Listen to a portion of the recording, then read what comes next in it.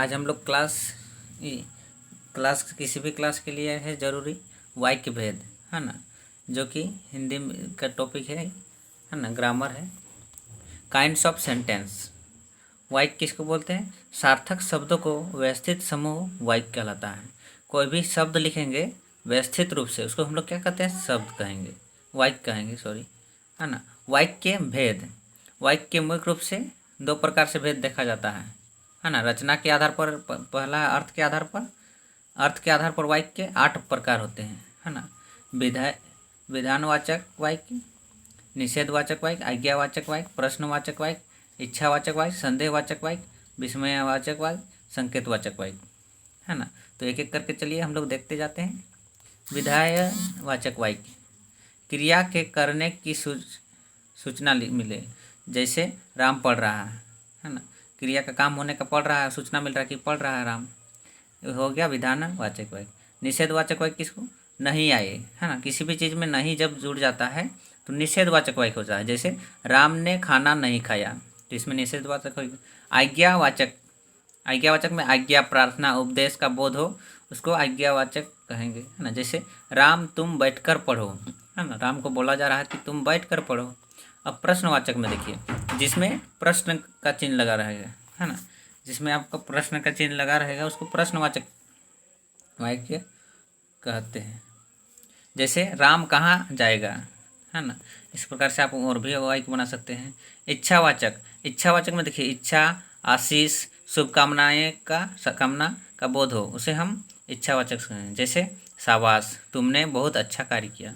उसके बाद संदेहवाचक वाक्य, जिनमें संदेह या संभावना व्यक्त हो, उसको हम लोग संदेहवाचक कहेंगे। जैसे शायद आज राम आ जाए, है ना, इसमें संभावना जताया जा रहा है ना। कल वर्षा हो सकती है ना। ये सब क्या है?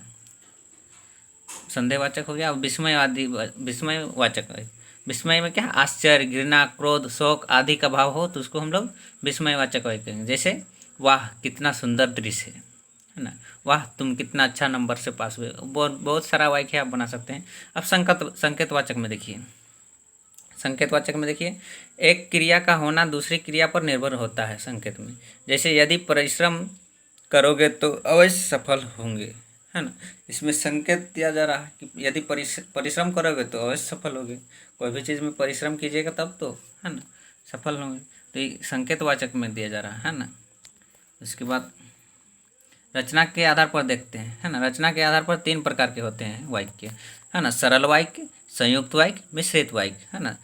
रचना के आधार पर कितने वाक्य होते हैं? 3। मैट्रिक में भी कभी कभार पूछा जाता है कि वाक्य के रचना के आधार पर कितने भेद होते हैं, है ना। तो 3 होते हैं, सरल वाक्य, संयुक्त वाक्य, मिश्र वाक्य। पहचानने का ट्रिक देखिए, है ना, पहचानने की ट्रिक। सरल वाक्य में एक ही क्रिया होती है ना। सरल वाक्य जिसमें रहेगा उसमें एक ही क्रिया रहेगा, 2 क्रिया नहीं। जैसे राकेश पढ़ता है तो क्रिया एक ही है, इसमें पढ़ता है ना। अब संयुक्त वाक्य 2 सरल वाक्यों से बनता है। संयुक्त वाक्य कब बनता है? जब जो सरल वाक्य मिल जाता है तब बनता है। तथा ये वाक्य और एवं या अतः फिर भी तो नहीं तो किंतु पर से जुड़े होते हैं। और संयुक्त वाक्य बनने के लिए आपको बीच में कहीं भी दिख सकता है और मिलेगा, एवं या अतः फिर भी तो नहीं तो किंतु पर, ये सब जुड़ा हुआ मिल जाता है तो जाना है कि संयुक्त वाक्य है। जैसे देखिए, वह सुबह गया और शाम को लौट आया, और देखिए लगा है तो हमको पता हो जाना चाहिए कि संयुक्त वाक्य है ना। ये सब जब जुड़ जाता है तो हमको पता हो जाना चाहिए कि ये संयुक्त वाक्य है ना।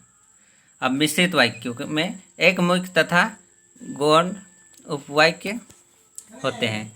तथा ये वाक्य कि जो, वह, जितना, उतना, जैसा, वैसा, तब, जब, तब, जहाँ, वहाँ, जिधर, उधर, यदि आदि जुड़े हैं तो उसको हम लोग मिश्रित वाक्य कहते हैं, है ना। जैसे मैं जानता हूँ कि तुम्हारे अक्षर अच्छे नहीं हैं, है ना। इस प्रकार से आप और भी वाक्य बना सकते हैं। तो आप सभी को समझ में आ गया होगा। Thank you for watching.